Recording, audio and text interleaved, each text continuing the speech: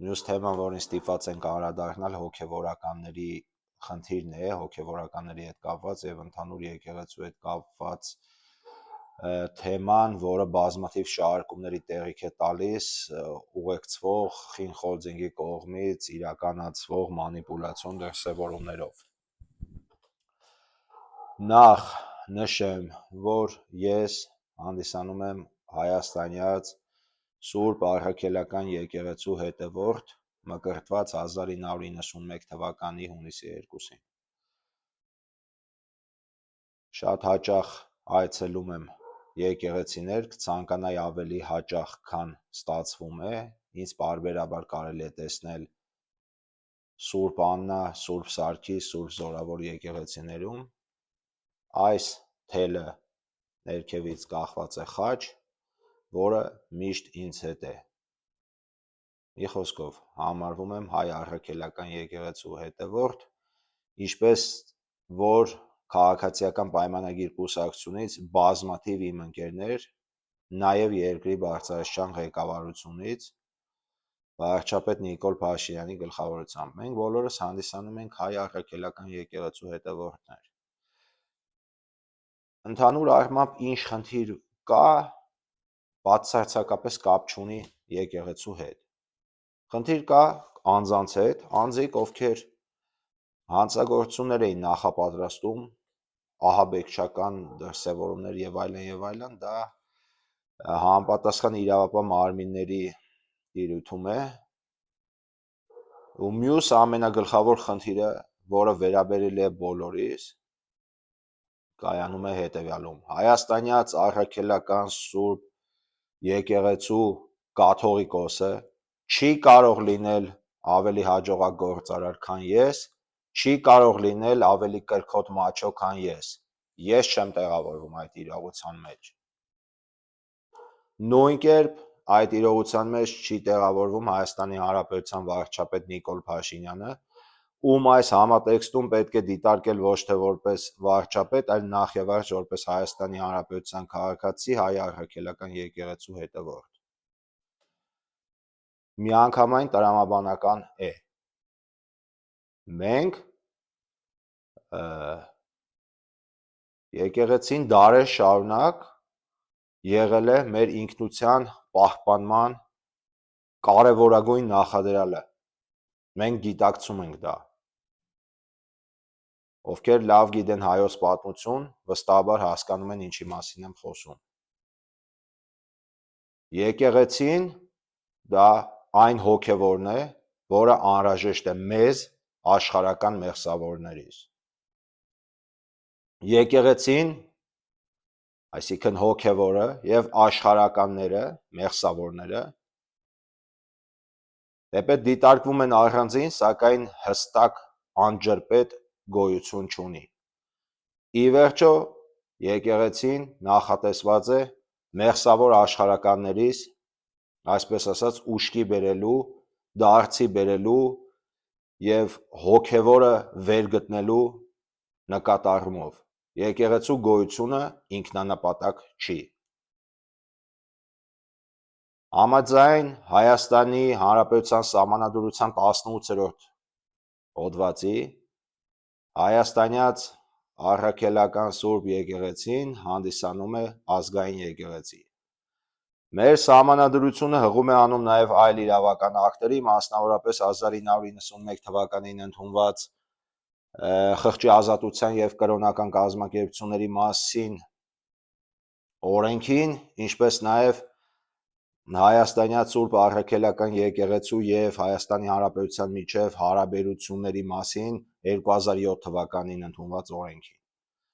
Այս բոլոր իրավական ակտերի վերլուծությունից եւ մեկնաբանությունից բխում է հետեւյալը, մասնավորապես 91 թվականի խղճի ազատության եւ կրոնական կազմակերպությունների մասին օրենքի 17-րդ հոդվածում սահմանված է, որ հայ առաքելական եկեղեցին պետությունից անջատ է, այսինքն պետությունը չպիտի միջամտի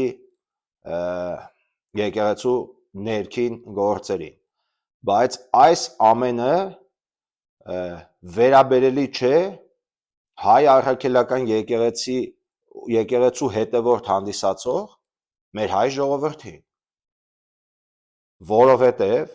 Սահմանադրության 2-րդ հոդվածի համաձայն իշխանությունը պատկանում է ժողովրդին։ Հետևաբար, եթե այսօր հայ առաքելական եկեղեցու հետևորդների բացարձակ մեծամասնությունը կտրիչ B-ին չի դիտարկում որպես հայ առաքելական եկեղեցու կաթողիկոս, ապա ժողովրդի կամքով եւ գործողություններով այդ անձը իր տեղակալներով կամ իր սահմանափակ թիմով պետք է հեռանա, անտարակույս։ Դա որևէ իրավական ակտով չի սահմանափակում Հայաստանի Հանրապետության քաղաքացու առաքելական եկեղեցու հետևորդի կամքը, որպեսզի կաթողիկոսի դերում տեսնի անձի, ով պահել է առաջնային կարևորագույն պայմանները բարձրագույն հոգևորական լինելու, այդ թվում կուսակրոնության ուխտը։ Նման պայմաններում ստացվում է, որ այդ գործողությունը, այսինքն Էջմիածինը պետք է ազատագրենք մենք, ժողովուրդը, հայ առաքելական եկեղեցու հետևորդներս։ Այս հարցի լուծման հետ կապված մեկ միասնական սցենարային լուծում եմ տենում հետևյալ տրամաբանությամբ։ Այստեղ ոչ թե պետք է սպասենք, որ վարչապետը քայլեր ձեռնարկի, քանի որ թեման շատ նուրբ է եւ մանիպուլյացիոն շարժումների տեղիք է տալի, այլ ճիշտ հակառակը, վարչապետը, ով հանդիսանում է մեր մեղսավոր աշխարհականներիս առաջնորդը, մենք բոլորս պետք է դիմենք իրեն խնդրանքով եւ մեր բողոքով այն մասին, որ մենք չենք տեսնում տվյալ անձին եւ նրա կողքը համախմբված այդ մի քանիսին, որ Էջմիածինը, մայրաթոռը լինի դրանց տնօրինման տակ։ Այսինքն, որպես լուծման առաջի քայլ մասսայաբար բոլորս պետք է մեր համապատասխան նամակը, գրությունը, չգիտեմ, նույնիսկ Facebook-յան էջում դիմենք վարչապետ Նիկոլ Փաշինյանին հետևյալ տրամաբանությամբ՝ մեծարգո պարոն վարչապետ, մի բան արեք, մենք չենք ուզում այդ մարդը շարունակի լինել մայր աթոռում որպես հայ առաքելական եկեղեցու եւ մեր կաթողիկոս, մենք իրեն չենք ընդունում։ Մասսայաբար կոչ եմ անում բոլորիդ նմանատիպ ուղերձով դիմել վարչապետ Նիկոլ Փաշինյանին, որը կանեմ շատ շուտով նաև ես։ Վարչապետ Նիկոլ Փաշինյանը նման պարագայում իմ տրամաբանությամբ ունի մեկ ելք, մեկ տրամաբանական շարունակություն, պետք է առաջարկի դիմողներին, մեր Հայաստանի Հանրապետության քաղաքացիներին, որպեսզի հավաքվենք եւ խնդրի լուծման հետ կապված քննարկում ունենանք։ Հավանական է, որ ֆիքսվի ինչ-որ օր եւ ժամ, օրինակ Հանրապետության հրապարակում հավաքվել եւ քննարկում ունենալ։ Կարծում եմ, որ այդ հանդիպման հավաքին կգան բազմահազար մարդիկ, անդադար կգան դեպի Հանրապետության հրապարակ, կգան համապատասխան պաստառներով, լոզունգներով, տղաֆարետներով, դրոշակներով, տարբեր լեզուներով, այն մասին, որ հայ առաքելական եկեղեցու բարձրագույն հոգևորական, այսինքն կաթողիկոսը չպետք է ավելի մեղսավոր լինի, քան մեզանից յուրաքանչյուրը։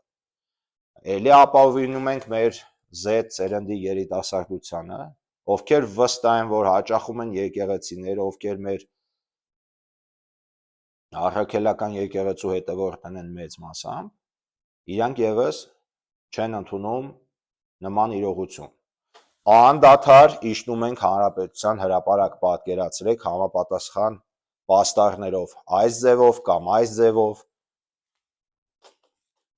Մեծ հավանականությամբ այդ քննարկումների եւ կոչերի արդյունքում ինքնաբուխ որոշվելու է, որ քայլենք, շարժվենք դեպի Էջմիածին, մեր բողոքի նոտան հղենք։ Դա պետք է տեղի ունենա, Քայլում ենք, գնում ենք, հասնում ենք Էշմիածին, ճանապարհին վերցնում ենք ջուր, սուրճ, չգիտեմ, հոթ-դոգ, ով ինչ նախընտրություն ունի, պիցցա չէ, պիցցան մերը չի։ Բազմահազարանոց ամբողը հասնում է Էշմիածին, հիմնական մեկ ուղերձով, առանց ավելորդությունների։ Այնտեղ խնդրում, պահանջում եւ կոչ ենք անում պարոն կտրիչին, որպեսզի 24 ժամյա ժամանակահատվածում վերջնականապես կողմնորոշվի եւ ականջալի լինելով Աստծուն հաշվի առնի, որ մեղսավոր աշխարհականների բացարձակ մեծամասնությունը չի ընդունում իրեն որպես կաթողիկոս, ինքնակամ հրաժարական տա եւ հեռանա։ Ոչ մի ավելորդություն մենք իրավունք չունենք մեզ թույլ տանք։ Այդտեղ կա 3 հնարավոր հանգուցալուծում, տարբերակ առաջին Պարոն կտրիչը որևէ ձև չի արձագանքում, տարբերակ երկրորդ պարոն կտրիչը մերժում է, երկու դեպքում էլ ապավինելով Խին Խոլձինգին, որովհետև նա շարունակում է հանդիսանալ Խին Խոլձինգի սիրելի կաթողիկոսը, որովհետև սերտաճած է նրանց հետ բազմաթիվ թելերով։ Եվ երրորդ տարբերակ, որ հրաժարական է տալիս եւ ազատում է մայրաթոռը։ Երրորդ տարբերակի դեպքում, եթե ամեն ինչ հասկանալի է եւ ողջունելի է, ապա առաջի երկու տարբերակի դեպքում նույնիսկ եթե ինքնակամ դա տեղի չունենա, ամենայն դեպս հիմնական առաքելությունը առնվազն 80%-ով կատարված է, դա նշանակում է, որ դրանից հետո ժողովուրդը ազատ է իր գործողություններում, որովհետև մենք ենք որոշում ով է լինելու հայ առաքելական եկեղեցու բարձրագույն հոգևորականը։ Ու այդ քայլերթը դեպի մայրաթոռ ստեղծում է լեգիտիմ հիմք, առավել քան լեգիտիմ հիմք բոլոր հետագա գործողությունների համար։ Ես այս թեմայով քննարկումներ եմ ունեցել նաև միջազգային գործընկերների հետ։ Միջազգային հանրությունը շատ նորմալ է վերաբերում են պարզ տրամաբանության, որ իրենք են նշում, գիտեք ինչ կա, դուք եք առաջինը ընդունել քրիստոնեությունը, հետևաբար դուք ձեր գործողություններում ազատ եք, վարվեք այնպես, ինչպես ճիշտ եք համարում։ Դա ձեր ներքին գործն է։ That's your internal affair։ Նման պայմաններում սա իմ առաջարկն է, որը ես տեսնում եմ որպես մեկ միասնական ու միակ տրամաբանված եւ ողջամիտ սցենարային լուծում այս խնդիրը լուծելու պարագայում, որովհետեւ մեր հոգեվոր անդորը, մեր հոգեկան ներաշխարհը կվերականգնվի, եթե մենք իմանանք, որ հայաստանյաց առաքելական Սուրբ եկեղեցու բարձրագույն հոգևորական կաթողիկոսը առնվազն հետևում է հոգևորականներին համար սահմանված այն ամենաբազային եւ ամենակարևոր սկզբունքներին եւ ինչ որ առումով պակաս մեղսավոր է, քան մեզանից յուրաքանչյուրը։